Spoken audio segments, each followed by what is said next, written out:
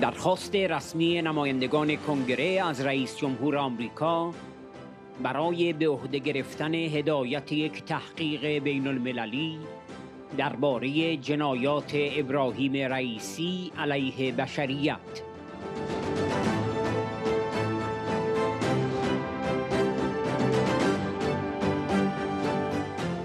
استیو کوهن دموکرات و تام مکلینتاک جمهوری‌خواه، رؤسای گروه پارلمانی دو حزبی حقوق بشر و دموکراسی در ایران در کنگره آمریکا.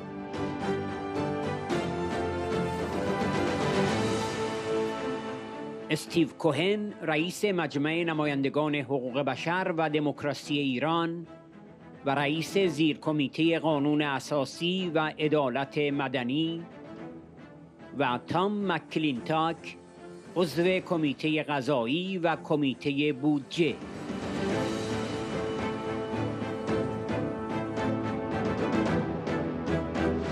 رئیسی عضوی از کمیسیون 4 نفره مسئول قتل عام حدود 30,000 زندانی سیاسی در سال 1988 1367 بود که اغلب آنها اعضای جنبش اپوزیسیون مجاهدین خلق بودند.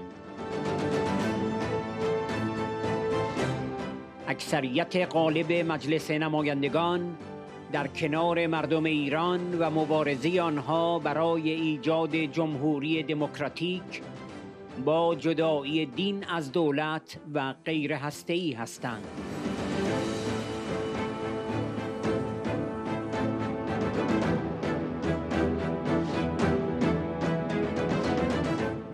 مردم ایران شعبده انتخابات این رژیم رو تحریم کردند و حالا حرفشان این است که باید آخوند رئیسی به جرم ارتکاب جنایت علیه بشریت حسابرسی و محاکمه شود.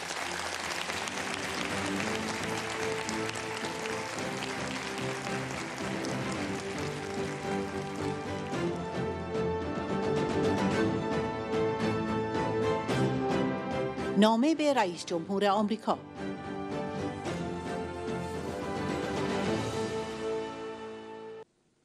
کنگره ایالات متحده، واشنگتن دی سی، رئیس جمهور جو بایدن، کاخ سفید، 12 ژوئیه 2021، 21 تیر 1400. پرزیدنت بایدن عزیز، ما این نامه را برای ابراز نگرانی‌هایمان در مورد سوابق سبوعانه نقض حقوق بشر توسط ابراهیم رئیسی به شما می‌نویسیم و از شما می‌خواهیم هدایت یک تحقیق بین المللی در مورد درگیر بودن او در جنایت علیه بشریت را به عهده بگیرید. پیش از انتخابات اخیر برای تعیین رئیس جمهور جدید ایران، بسیاری از ایرانیان در صحت این انتخابات تردید داشتند و آن را در قالب یک جنبش اعتراضی با تحریم انتخابات بیان کردند. در نتیجه، طبق اظهارات رسمی، میزان مشارکت رسمی رای دهندگان در انتخابات 18 ژوئن 2021 تنها 48.8% بود که کمترین میزان مشارکت از زمان تأسیس جمهوری اسلامی ایران در سال 1979 بوده است. علیرغم این ابراز صریح مخالفت توسط مردم ایران، رژیم آخوندی ابراهیم رئیسی را به عنوان رئیس جمهور بعدی خود برگزید. رئیس جمهور ابراهیم رئیسی یک دژخیم بدنام است که در برابر مخالفان سیاسی، روزنامه‌نگاران و هر کس دیگری که جرأت مخالفت با او را داشته، مرتکب نقض شدید حقوق بشر شده است. با توجه به اینکه رئیسی بیش از 3 دهه در دادگستری رژیم خدمت کرده و یکی از بازیگران اصلی سرکوب در ایران بوده است و با استناد به بخشی از اسناد کاملا آشکاری که چندین مقام حقوق بشری شامل سازمان ملل و دیدبان حقوق بشر ارائه شده، او عضوی از کمیسیون 4 نفره مسئول قتل عام حدود 30,000 زندانی سیاسی در سال 1988 1367 بوده که بیشتر آنها اعضای جنبش اپوزیسیون مجاهدین خلق، سازمان مجاهدین خلق ایران بودند.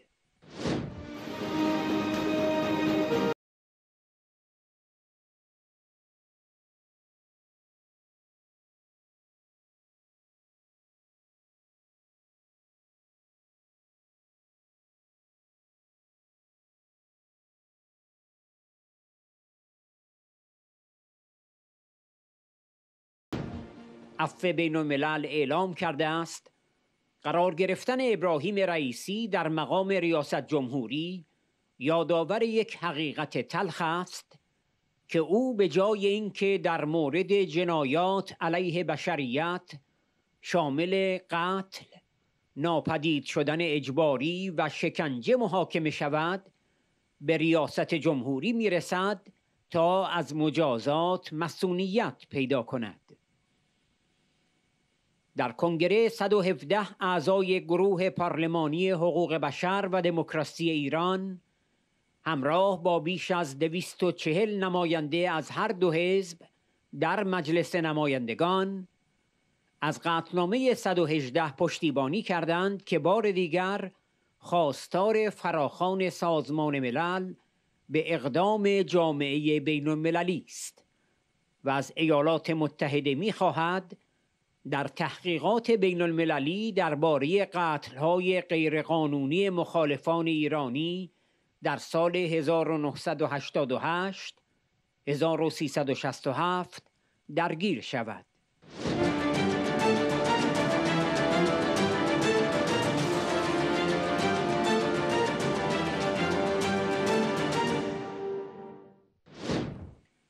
این قطعنامه تأکید می‌کند که این اکثریت غالب مجلس نمایندگان در کنار مردم ایران و مبارزه آنها برای ایجاد جمهوری دموکراتیک با جدایی دین از دولت و غیر هسته‌ای هستند. ما از توجه شما سپاسگزاریم و در انتظار همکاری با دولت شما برای محاکمه ابراهیم رئیسی در برابر دادگاه‌های بین المللی هستیم. استیو کوهن، تام مککلینتاک.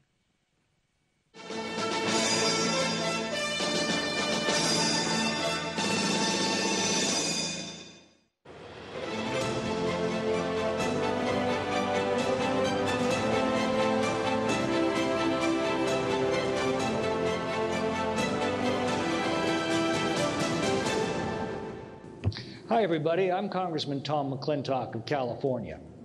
America has just celebrated the 245th anniversary of our independence from a tyrannical king. We look back upon July 4, 1776 as the day that we took back our freedom, our dignity, and our future. I believe such a day is fast approaching for the people of Iran, and that centuries from now, a free, prosperous, and happy nation will look back to you, to each of you in this convention today, and to so many more fighting for Iran's destiny at home and abroad, with the same gratitude and thanksgiving and reverence that Americans look back upon our founding freedom fighters. We call it the spirit of 76, that compelling desire and will to throw off the bonds of tyranny and secure for our children the blessings of liberty. You can feel it in the many rounds of protests across Iran since 2017. But if we fail to hold the current regime to account, there's no telling what it may decide to do next about those who desire such basic freedoms. Iran is one of the oldest and greatest civilizations in history, but it's been suppressed and plundered by a clique of theocratic thugs that comprise the illegitimate Iranian government. Why I'm pleased to announce today that 249 members of the United States House of Representatives, that's a solid majority of the entire House and made up of Republicans and Democrats, they've co-sponsored House Resolution 118, expressing support for the Iranian people's desire for a democratic, secular, and non-nuclear Republic of Iran, and condemning the violations of human rights and state-sponsored terrorism by the Iranian government. I've written to President Biden to call attention to this resolution and to urge his administration that the United States must hold Iran's corrupt regime accountable for its crimes against its people and its continued sponsorship of global terrorism. It was the Iranian resistance that first blew the lid on the regime's illegal nuclear sites and weapons programs. These are realities entrenched in the Iranian people's psyche and stamped with their countless sacrifices and over a century of struggle for a secular representative democracy. Now, this resolution conveys the sense of an overwhelming majority of Congress that Iranian rulers must be held accountable for their unrelenting destructive behavior, and that the United States must pursue a clear-eyed and fact-based policy approach to dealing with the Iranian regime. House Resolution 118 emphasizes that the world stands with the freedom fighters of Iran, and it stands against the tyrannical rulers who have devastated that country and the entire Middle East through terrorism and brutality. The regime has remained intent on provocation and destabilization. They attack foreign oil tankers in the Strait of Hormuz and continue using embassies as fronts to plot terrorism. This regime has made it clear that it intends to break any agreement, tell any lie, and commit any atrocity to obtain nuclear weapons, and once they're acquired, to use them against peaceful countries throughout the world. Short of a devastating war, the only thing that will stop them is the Iranian people rising up to overthrow them. This House resolution comes ahead of the recent election of Iran's new president, a criminal who has committed egregious human rights violations against political opponents, journalists, and anyone else who dares to oppose him. According to Amnesty International and Human Rights Watch, Ra'isi was part of the 4-member death commission responsible for the 1988 massacre, where as many as 30,000 political prisoners were murdered, most of whom were involved with the Iranian opposition movement.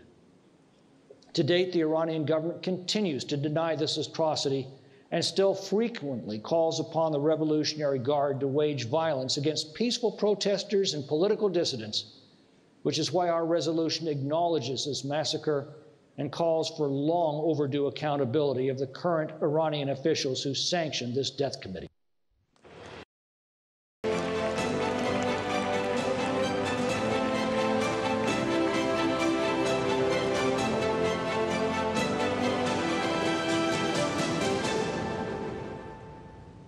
Dear friends of the 2021 Free Iran Conference in support of a secular, democratic, non-nuclear Republic of Iran. That would be important for me to have that and important for the world. I'm Congressman Steve Cohen of Tennessee, the city of Memphis. I represent this area, the 9th Congressional District of Tennessee in Congress. And I'm a co-chair of the Congressional Iran Human Rights and Democracy Caucus. The human rights and democratic freedom of Iran are very important issues to me, and they are some of my top priorities. Long been a supporter of the Iranian people for a free Iran, and strongly support an Iran that is democratic, secular, and non-nuclear. I'll continue to support your work in Congress to promote these important values in Iran, and I will work with my colleagues in the Biden-Harris administration to continue our progress on Iranian human rights.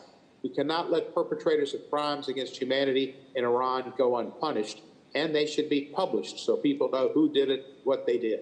As you know, I'm an original co-sponsor of House Resolution 118, which condemns the Ayatollah's human rights abuses and holds Iran accountable for using its embassies and supposed diplomats to plan or commit acts of terrorism.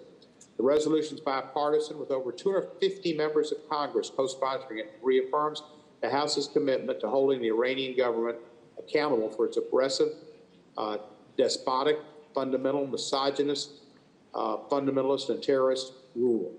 In November, many Iranians took to the streets in over 100 cities to seek justice and demand basic human rights. I was heartened to see that outpouring of support of the Iranian people to protest and to try to reform their government. The regime's response, though, to the unarmed protesters with indiscriminate force was disgraceful, resulted in many injuries, and it weighed on me. Governments that respond to peaceful protests in that way must be held accountable. The Iranian people deserve a government that respects their fundamental rights and freedoms, including freedom of speech and assembly and gender, and freedom of religion and equality. Due to the resilience of the Iranian people and all the wonderful work you do, I'm hopeful of the progress that lies ahead. I commend and support Mrs. Rajavi's work in fighting for a free Iran and paving the way to support the people of Iran and their democratic aspirations. I look forward to continue working with you all on creating a free and open Iran next year in Tehran. Thank you.